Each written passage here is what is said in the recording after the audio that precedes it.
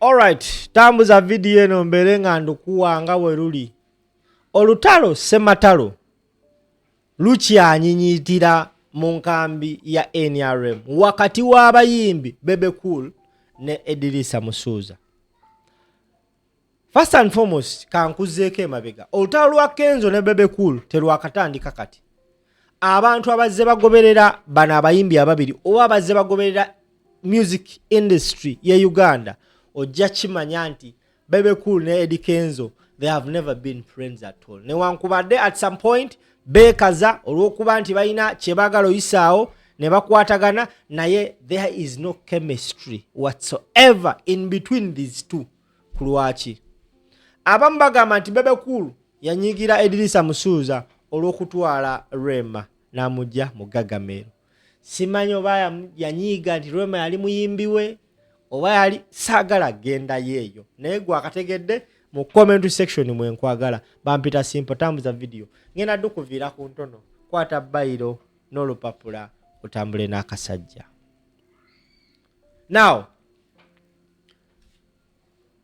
Eddy Kenzo omanye musajja mujagujagu yeyita kaana kambaata olumala okwegatta ku NRM nga mukwegatta kwe ku NRM tekwalimu mukono gwa Bebe Cool.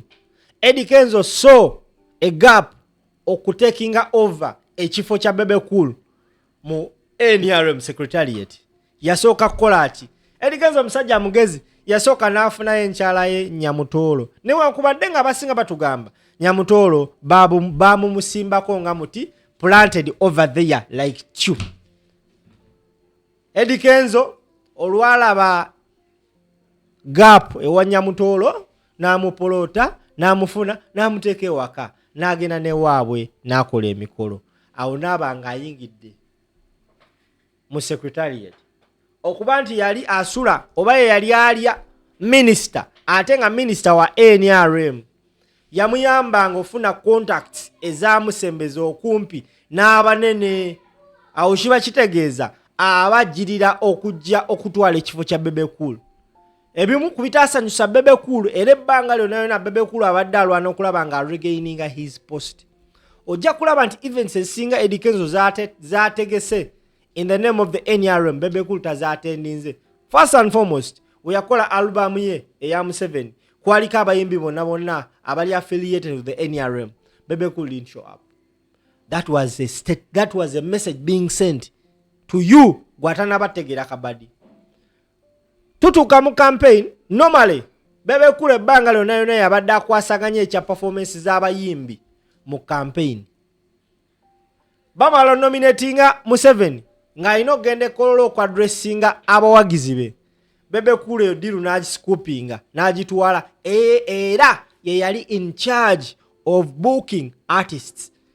Ako kalimu kanene mbuuza katya omuyimbi wabanga akwasibwa diru y'okubuukinga ba artists ku kivulu ng'ekya NRM asobola bagamba nti Alien Skin agenda yimbira milioni 15, Chameleone agenda yimbira milioni 25, ye n'akubya Chameleone n'amugamba waliwo diru bakwa milioni 2 ozirya because yalina bali aba NRM secretariat tebamuwa mateeka nti leta muyimbi ono yabachuzingira.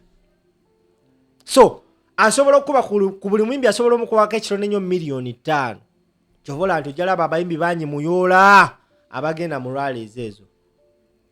So here comes a scenario nga Museveni agenda mu campaign nga yeetaaga abayimbi. Wajjawo okusikangana omugwa between Eddy Kenzo and Bebe Cool. Kwani are not taking over control of performances ku NRM rallies.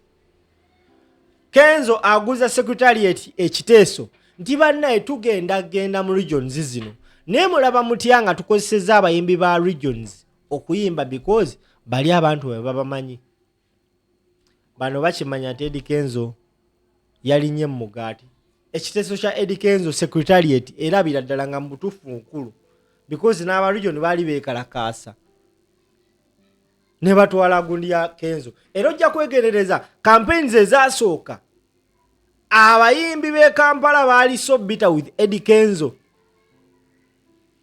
naye munnaye Bebe Cool mu mbeera ye mu bujagujagu bwe n'abantu balina munda abanene mu NRM abali ku saidi ye ne bayiyaawo ke bayita unstoppable ate tebamaliriza nga Bebe Cool atekinze over rallies nga yakwasaganya ekyabayimbi nga tafuuse na MC kati Kenzo amalakiriza ndi mutuufu essajja kyansookayo kinsinza amaanyi akkiriza n'agamba yes it is okay nzikakkanya Bebe Cool alina unstoppable ke mwayiza amajage neno na booking abayimbi kati na Eddy Kenzo nga alina oyimba Eddy Kenzo ayimbye ku rallies eziwerako mbu nga basabotaginga performance ye batya bajjako ebyuma olusi bajjako microphone yatusesera n'agamba bana enough is enough nakuba emmeeza era ensonga eno ali mu accusinga Bebe Cool okubeera behind that mu bigambo bye Kenzo mu video mje nala yagamba nti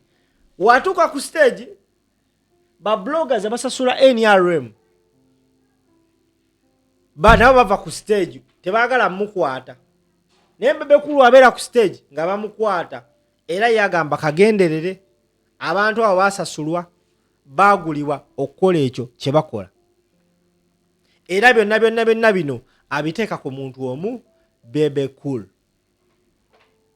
kyekyaddala amazima Bebe Cool yakasajja yakalina ku musayo ku muvubuka ono omuvubuka avudde from nowhere azze akubye ekiyimba stamina afuuse ow'amaanyi alese BET atutte omuyimbi we Rema Namakula amuzaddemu omwana awo n'agamba pulo ako kabifu mukajjukira kaliwo ku musicale bifu yaliwo ate ng'ekirala Kenzo yali kusaidia Bobby Wine n'ako kabifu kaliwo Kenzo amala asala adda kusaidia Museveni of course nsuubira bagenda bbaawo enkwatagana in the same time Kenzo uyaza afunye minister amuwasizza in just a very short time frame omwana bamuwadde owa senior presidential advisors ku creatives nga Bebe Cool abadde webbanga takifunangako Kenzo gwe bawadde owa advisor teyasoma nasoma yakaddayo juzi asome Bebe Cool agamba nti yakola PCM talina yadde n'ekifo of course ng'omuntu